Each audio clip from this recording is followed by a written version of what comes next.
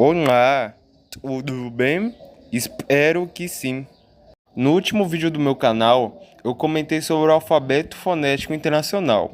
Se você não sabe o que é esse alfabeto, dá uma olhada no meu último vídeo que eu postei. Mas, resumidamente, o alfabeto fonético internacional é um alfabeto criado para transcrever todos os sons possíveis existentes em todas as línguas do mundo. E lá naquele vídeo que eu fiz, eu comentei sobre a história, a tabela, as consoantes, as vogais e muito mais sobre o alfabeto. E nesse vídeo nós vamos comentar sobre um caso à parte, as consoantes não pulmônicas. Mas antes de começarmos, aquele pedido de lei, né, pai? Deixa o like, se inscreve no canal e bora ver isso aí!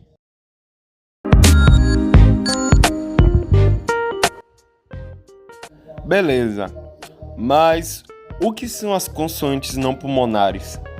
As consoantes não pulmonares, ou não pulmônicas, são sons produzidos sem depender do fluxo de ar dos pulmões, usando outros mecanismos de articulação. Ou seja, essas consoantes em específico não dependem do ar dos pulmões para serem produzidas.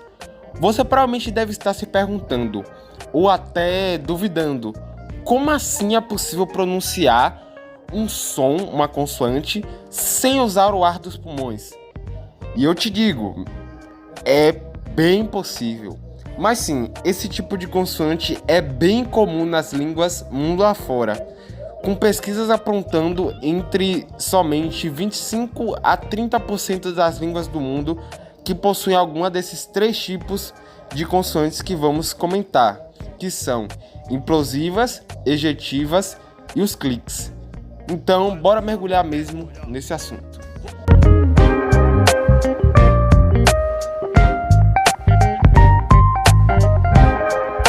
Vamos começar falando sobre as implosivas.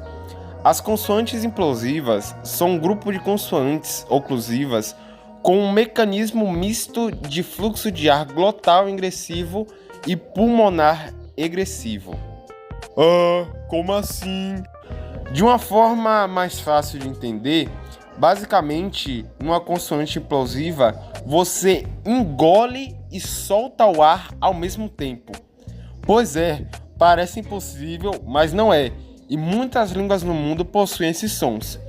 Exemplos de consoantes implosivas são b, d, g. Perceba que não é b, né? Não é um som de B normal, B, B, B. É B, B, B, B. Você meio que engole o ar assim, ó. B, B, B. Aí você se questiona, mano, em que lugar do planeta uma língua tão estranha, tão bizarra, pode ter um som tão esquisito que nem esse?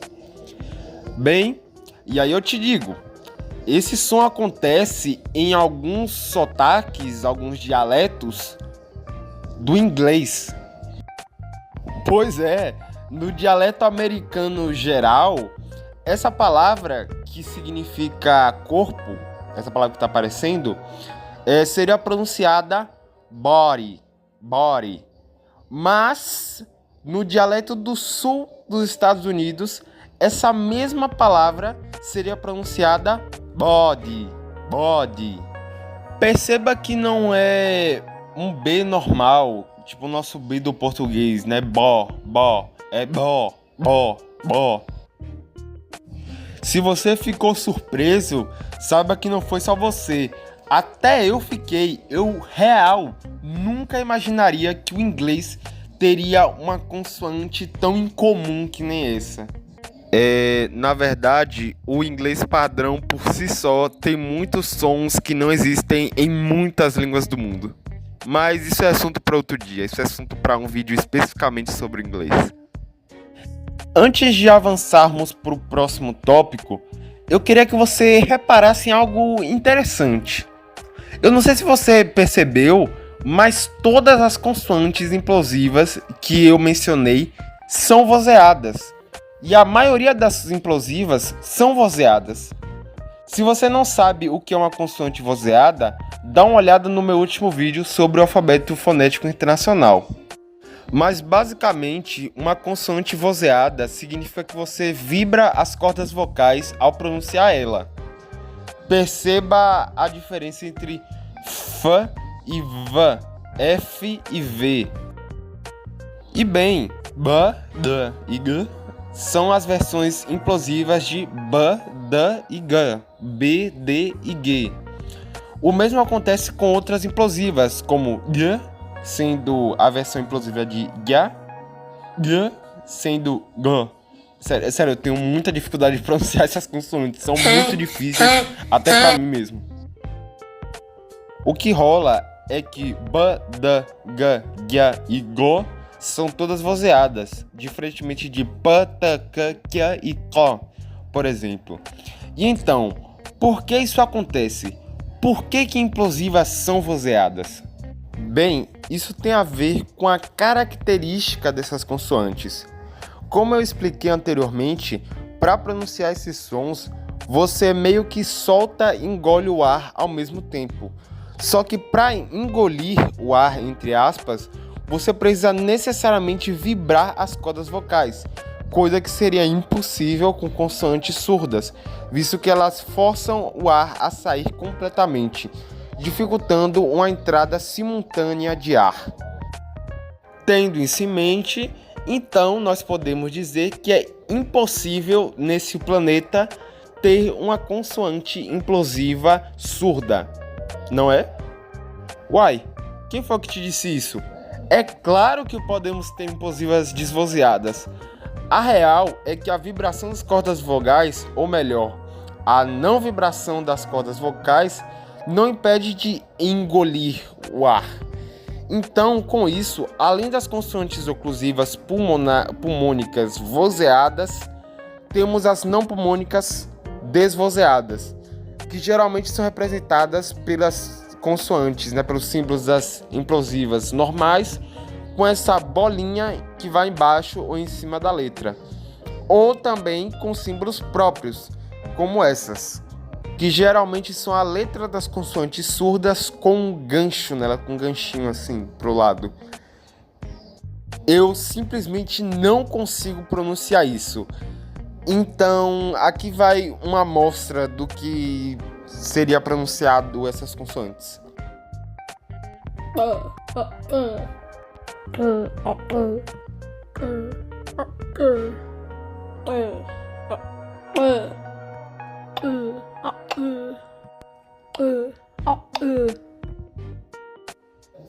Vamos falar agora sobre as ejetivas. As consoantes ejetivas são sons que usam uma ejeção de ar comprimido acima da glote, com um movimento para cima da laringe para criar uma pressão e um som explosivo, entre aspas, e surdo. Ah, eu não entendi nada. De novo. Bem simplificada, ativadamente, uma consoante ejetiva é uma consoante surda, tipo P, T e K, P, T, K, só que com estalo.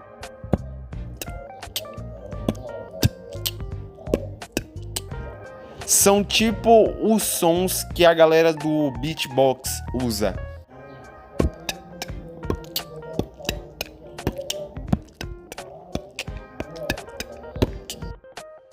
As ejetivas geralmente são representadas pela consoante, a consoante normal, seguida de um apóstrofo, que é esse tracinho colocado disjunto da letra. Existem exemplos de línguas até bem conhecidas que possuem esses sons.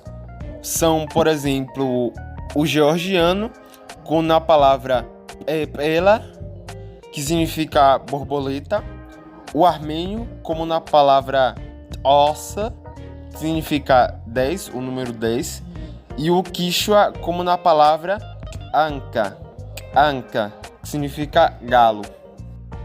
Outras línguas, como as línguas maias e até algumas línguas indígenas bem específicas do Brasil, como o funiô, por exemplo, possuem esses sons também, e muitas outras línguas da África, da Ásia, etc.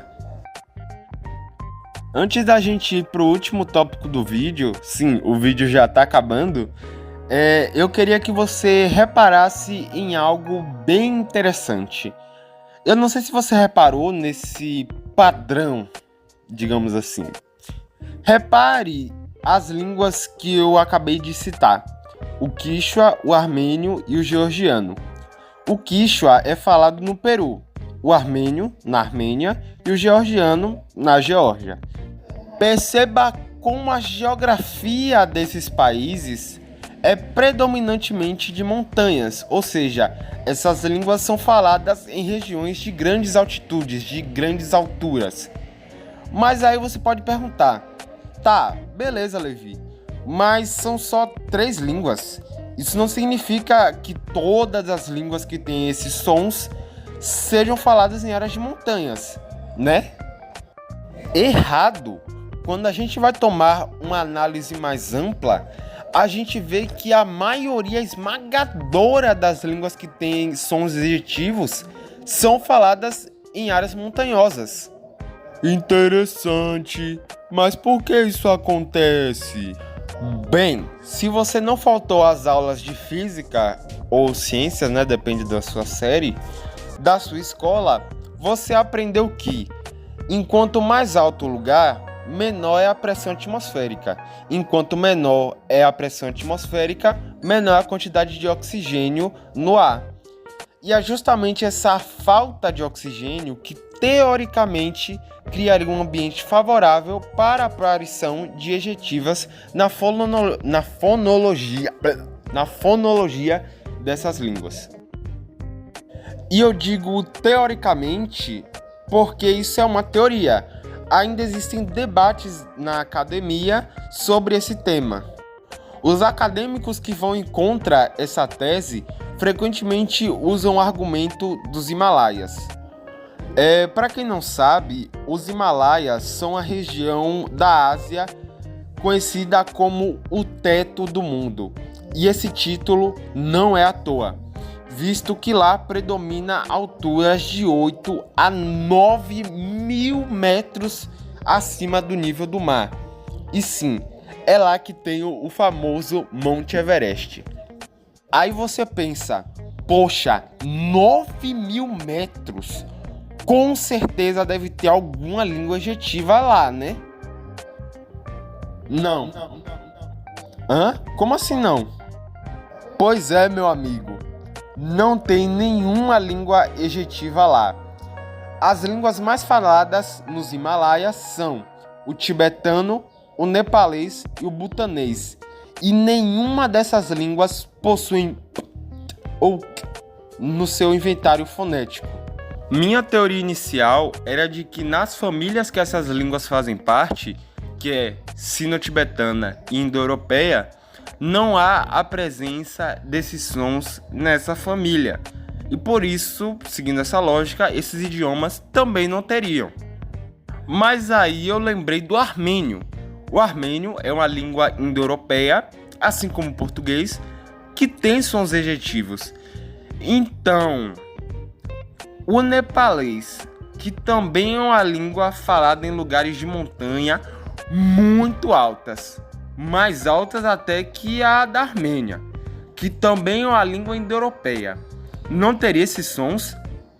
E o tibetano e o butanês também não poderiam igualmente ter esses sons, visto que se encontram no mesmo ambiente que o nepalês, inclusive sendo uma língua vizinha do mesmo.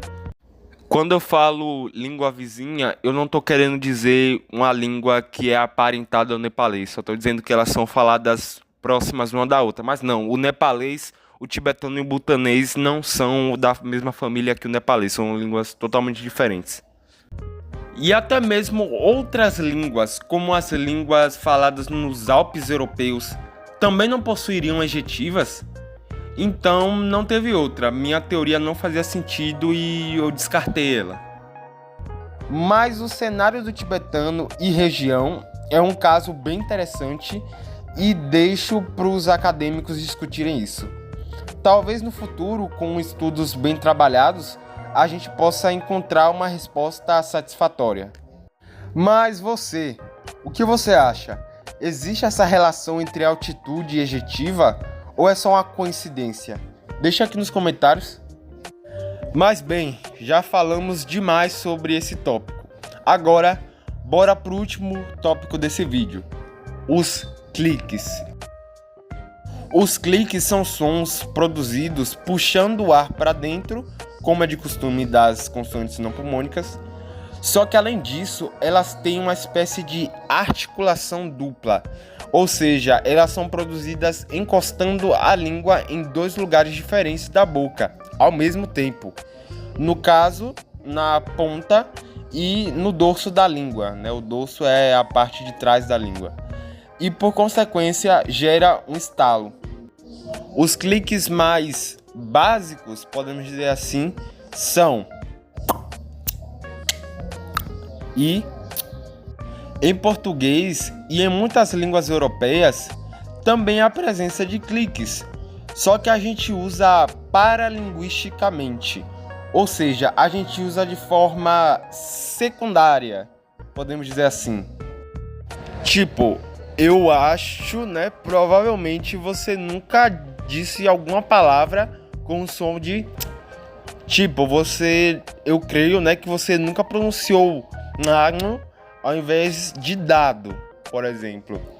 Mas eu acho que você, alguma vez na sua vida, você já disse para chamar algum animal, algum bicho. Ou talvez tenha usado para desaprovar alguma coisa, tipo alguma coisa que alguém disse, alguma coisa que alguém fez, aí você diz. É isso que a gente chama de paralinguagem. Porém, my friend, existem línguas que usam cliques e esses sons aí como consoantes, como sons que fazem parte das palavras e da fala dessa gente, como no ouça, ixesha lixoka lixhalabela uqamba phaqulana letyuwa niqaqa laqabele qawukeni zibhakaqa kamhlana qaqa igqirha lenza no hadza, Qo bitona kana be kwa chaba be ya chaba kwa no ekato usepa ae koko ona kana be kwa bepe khana on no Zulu, uxamu weqa ucingo uxamu weqa ucingo e em muitas outras línguas ao redor do mundo, principalmente da África.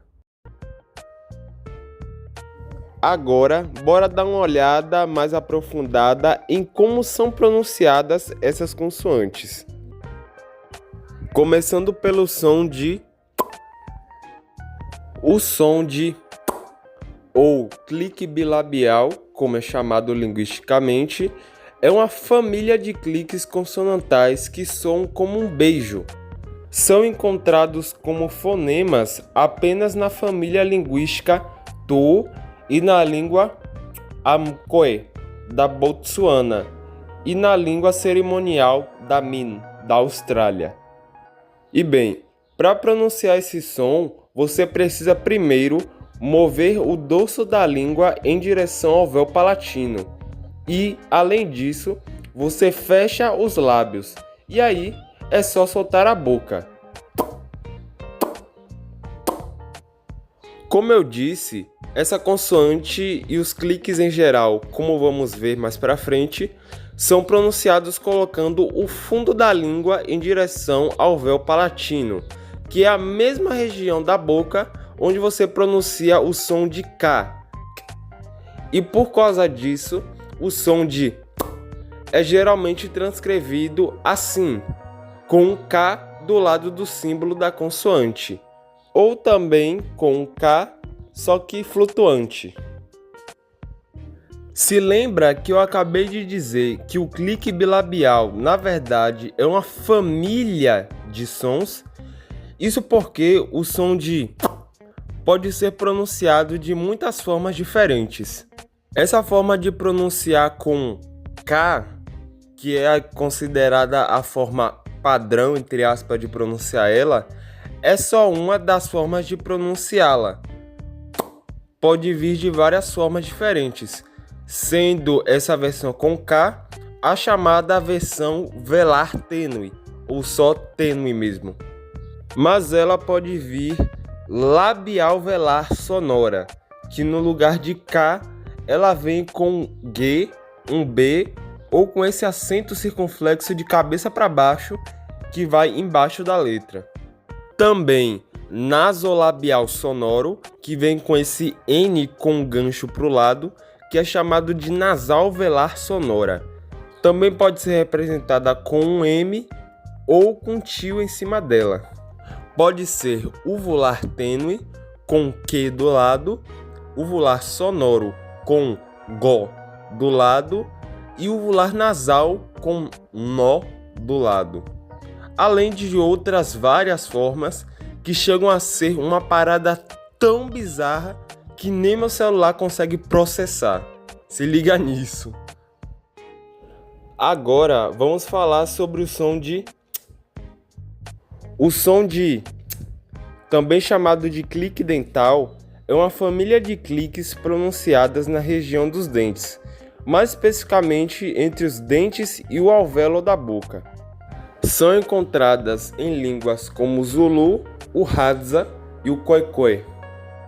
A forma com que esse som é pronunciada consiste em levar o dorso da língua ao véu palatino, como o clique que nós vimos antes, mas ao invés da pronúncia ocorrer nos lábios, ela ocorre aqui, entre os dentes e os chamados alvéolos bucais, quase na mesma região ali onde você pronuncia os sons de T, D, S, Z, N, L e etc.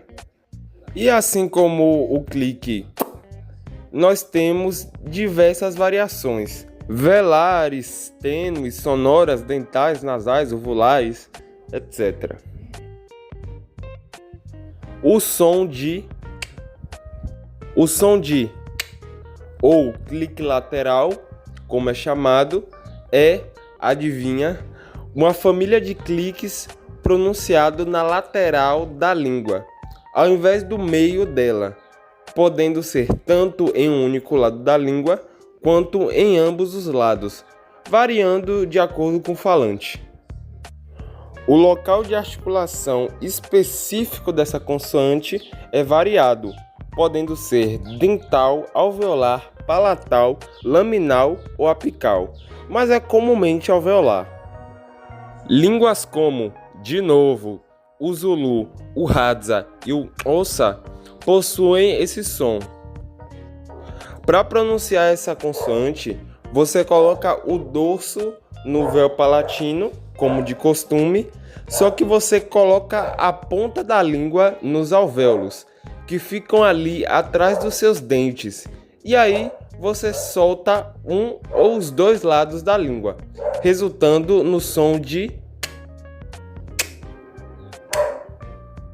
E é claro, de novo, ela pode ter um monte de variações diferentes.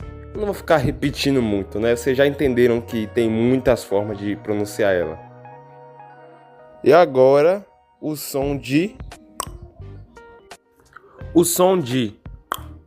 também chamado de clique alveolar, é uma família de cliques pronunciada diretamente nos alvéolos, com a língua côncava, mas que o nível de concavidade varia de língua para língua.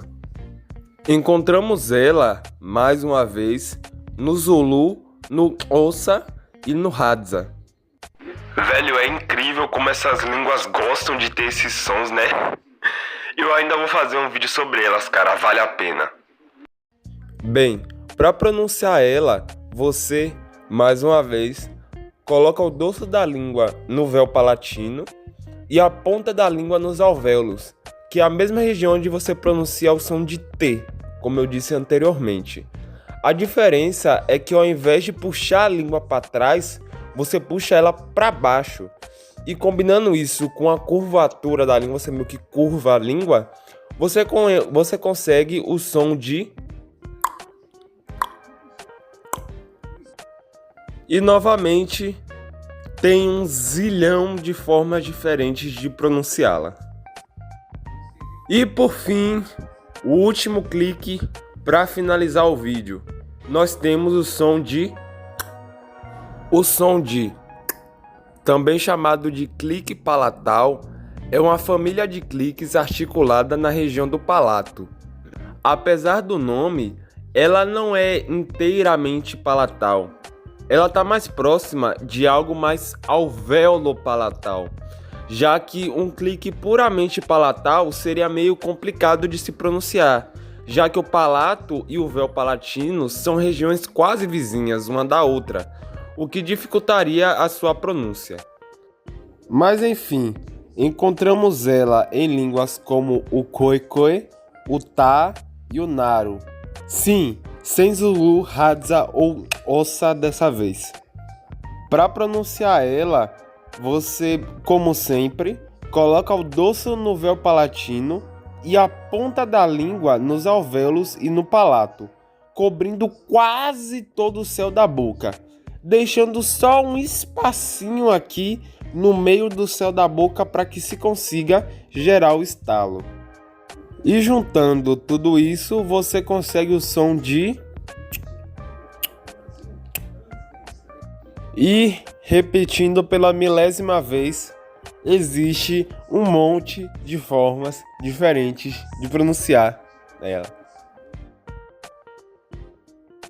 E finalmente chegamos ao final do vídeo. Então, meu irmão, se você gostou do vídeo, já deixa o like, se inscreve no canal para não perder o próximo vídeo, porque o nosso próximo vídeo será sobre a primeira língua que vamos falar no canal. Não vou dar spoiler, aguardem. Mas é isso aí. Valeu, falou, bye bye.